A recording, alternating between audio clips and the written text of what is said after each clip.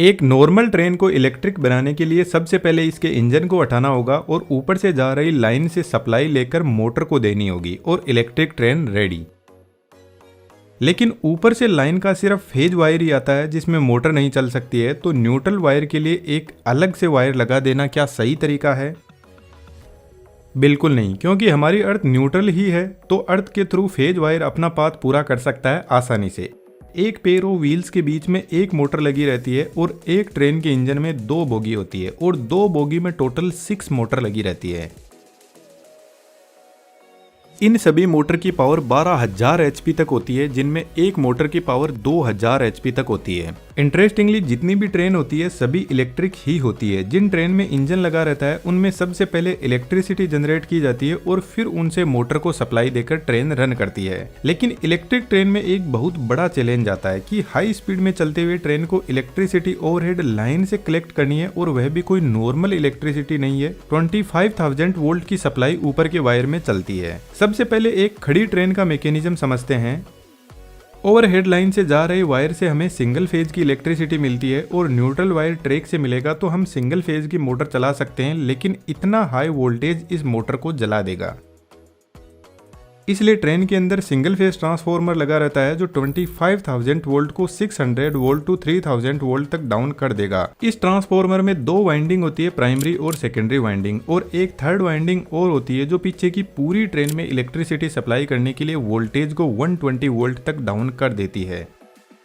Transformer की working को आप इस वीडियो से समझ सकते हो। अब मोटर को सप्लाई ट्रांसफार्मर कर रहा है तो न्यूट्रल वायर को ट्रांसफार्मर से कनेक्ट करते हैं। न्यूट्रल वायर के लिए व्हील पर लगे हुए एक्सियल कार्बन बार से कनेक्ट किया जाता है जो वोल्टेज को व्हील से होते हुए न्यूट्रल पाथ प्रोवाइड करवाएगा। लेकिन सिंगल फेज मोटर अभी भी एक प्रॉब्लम बनी हुई है, क्योंकि सिंगल फेज मोटर में एक वाइंडिंग होती है जो इतने लोड को चलाएगी तो उसमें कॉपर लॉसेस बहुत ज्यादा बढ़ जाएंगे और इसका टॉर्क नॉन यूनिफॉर्म हो जाएगा। इसको आसानी से कुछ इस वीडियो की हेल्प से समझा जा सकता है। मोटर चलेगी तो सही, लेकिन कुछ इस तरीके से। तो यूनिफॉर्म टॉर्क के लिए 3 फेज इंडक्शन मोटर काम में ली जाती है, लेकिन 3 फेज इंडक्शन मोटर लगाते ही एक प्रॉब्लम आ जाएगी। हमारे पास में तो सिर्फ सिंगल फेज की सप्लाई है, तो फिर हम ओवरहेड लाइन से 3 फेज लाइन का सेटअप करते हैं, जो इंजीनियर वाला बिल्कुल भी आइडिया नहीं है और यह एक बहुत ही कॉस्टली तरीका भी है और हाई स्पीड में चलती हुई ट्रेन की वजह से वायर आपस में टकरा सकते हैं। तो एक नई डिवाइस इंट्रोड्यूस की जाती है जिसको रेक्टिफायर बोलते हैं और यह डिवाइस ट्रांसफार्मर से मिल रही सिंगल फेज एसी सप्लाई को डीसी में कन्वर्ट कर देता है। और आपको पता हो तो डीसी के अंदर कोई भी फेज की वैल्यू नहीं रह जाती है। यहाँ पर हमें पॉजिटिव और नेगेटिव 2 वायर मिलते हैं। इस डीसी सप्लाई को इन्वर्टर को दिया जाता है और इन्वर्टर आउटपुट में 3 फेज एसी सप्लाई प्रोवाइड करवाता है और 3 फेज इंडक्शन मोटर आसानी से चलती है। लेकिन क्या आपने नोटिस किया 3 फेज इंडक्शन मोटर को न्यूट्रल की जरूरत नहीं होती है? कमेंट में जरूर से लिखना 3 फेज इंडक्शन मोटर बिना न्यूट्रल के कैसे चलती है।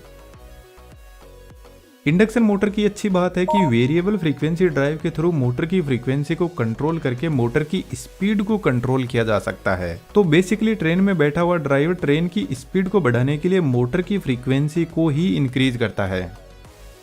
अब यह मोटर ट्रेन में 2 टाइप से ब्रेक लगाती है और यह ब्रेक बिना किसी मैकेनिकल फ्रिक्शन के लगाती है। दोस्तों देखा जाए तो ऐसा लग रहा है कि आने वाले टाइम में टेक्नोलॉजी हमारी ट्रेडिशनल एजुकेशन सिस्टम से बहुत अलग जा रही है और टेक्नोलॉजी के हिसाब से हमें अपग्रेड करने के लिए आज की स्किल्स को सीखना होगा, अदरवाइज तो हम फिर से कंप्यूटर के जमाने में टाइपराइटर बनकर रह जाएंगे। कुछ ऐसा ही 3D एनिमेशन की स्किल में है। ज्यादातर कंटेंट 3D में देखा जा रहा है। फेसबुक के जो एवेटार है वह भी 3D में है, तो ऐसा लग रहा है कि 3D एनिमेशन जबरदस्त ग्रोथ लेने वाला है। और हमने बेहतरीन 3D एनिमेशन के कोर्स को बेहतरीन सपोर्ट के साथ में तैयार किया है, जिसमें आपको प्रॉब्लम्स आती है तो हम आपके लिए एनी टाइम अवेलेबल रहते हैं। कोर्स की कंप्लीट डिटेल डिस्क्रिप्शन में दी हुई है, जरूर से आप ज्वाइन करना, आपको बहुत कुछ सीखने को मिलेगा। कोर्स की फी भी हमने एकदम अफोर्डेबल फोन रिचार्ज के बराबर रखी है। जब हाई स्पीड में चलती हुई ट्रेन को रोकना होता है तो इसका इनर्शिया बहुत हाई होता है और यदि हम मोटर की सप्लाई भी बंद कर दे तो ट्रेन काफी दूर तक अपने इनर्शिया की वजह से चलती रहेगी। यदि आपने सिंक्रोनस जनरेटर वाले इस वीडियो को देखा है तो अब आपको अंदाजा हो जाएगा कि जैसे ही ट्रेन ब्रेकिंग मोड में आती है तो इतनी देर जो मोटर व्हील पर पावर लगा रहे थे आगे बढ़ाने के लिए, अब व्हील वापस मोटर को पावर भेज रहे हैं। यह कुछ रोलर स्केट्स के जैसा होता है। पहले भाग के हम इनके ऊपर बैठ जाते हैं और अब यह वापस अपनी एनर्जी रिलीज करके हमें आगे लेकर जाते रहते हैं। जब यह इंडक्शन मोटर एक मोटर की तरह काम करेगी तो स्टेटर का मैग्नेटिक फील्ड आगे होगा और रोटर का मैग्नेटिक फील्ड पीछे होगा।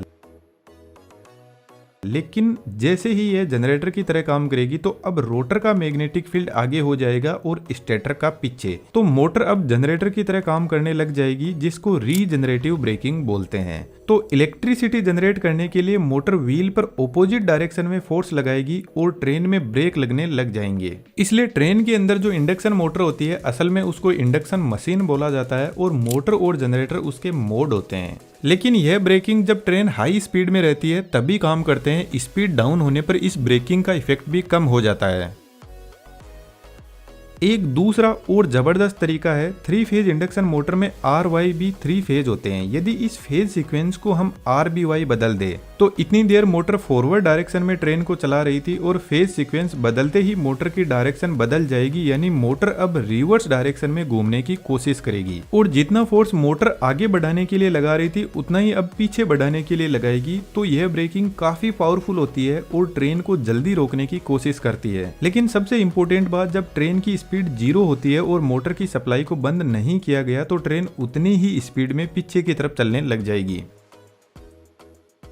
अब मोटर के अकेले से काम नहीं चलता है। ट्रेन के हर कोच के पास में ब्रेक सिस्टम होता है, जिसको मैंने इस वीडियो में डिटेल से एक्सप्लेन किया है। तो हमने ट्रेन को सक्सेसफुली स्पीड में चला दी, लेकिन अभी भी मुद्दा वहीं पे अटका हुआ है कि हाई स्पीड में चलती हुई ट्रेन इलेक्ट्रिसिटी कैसे कलेक्ट करेगी। ऊपर की तरफ ये जो वायर देख रहे हैं इसको कॉन्टेक्ट वायर बोलते हैं और इसके ऊपर एक वायर और होता है जिसको कैटेनरी वायर बोलते हैं। कैटेनरी वायर कॉन्टेक्ट वायर को सपोर्ट भी करता है और कॉन्टेक्ट वायर यदि कहीं से टूट जाए तो इसमें 24 किलोवोल्ट की सप्लाई होती है, जो इन ड्रॉपर की हेल्प से सप्लाई इस कॉन्टेक्ट वायर में बनाए रखता है।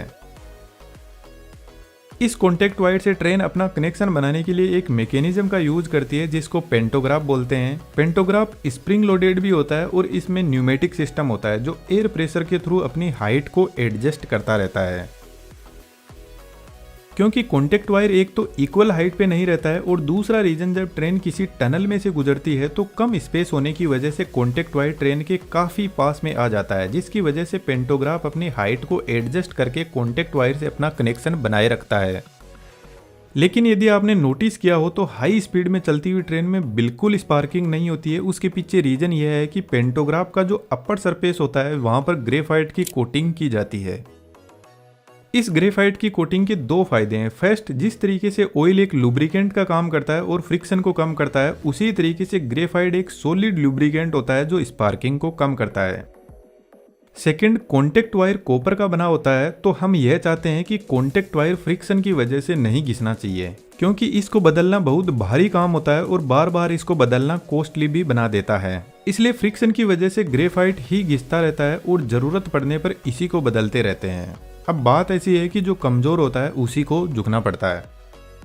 लेकिन यहाँ पर भी इंजीनियर ने गजब दिमाग लगाया। इन्होंने कॉन्टेक्ट वायर को एकदम सीधा नहीं रखा, कुछ ऐसे टेढ़ा मेढ़ा कर दिया जिसकी वजह से ग्रेफाइट का सरफेस एरिया बढ़ गया। अब इसके 2 बेनिफिट है। एक तो ग्रेफाइट का टेम्परेचर नहीं बढ़ेगा जिससे स्पार्किंग कम होगी और ग्रेफाइट की लाइफ भी लॉन्ग हो जाएगी। इस पेंटोग्राफ वायर से डायरेक्ट सप्लाई ट्रांसफार्मर तक जाती है, लेकिन ट्रेन की बॉडी और पेंटोग्राफ के बीच में हाई रेजिस्टेंस वाले इंसुलेटर लगे रहते हैं जो ट्रेन में बैठे हुए पैसेंजर को इलेक्ट्रिक शॉक से सेफ रखते हैं।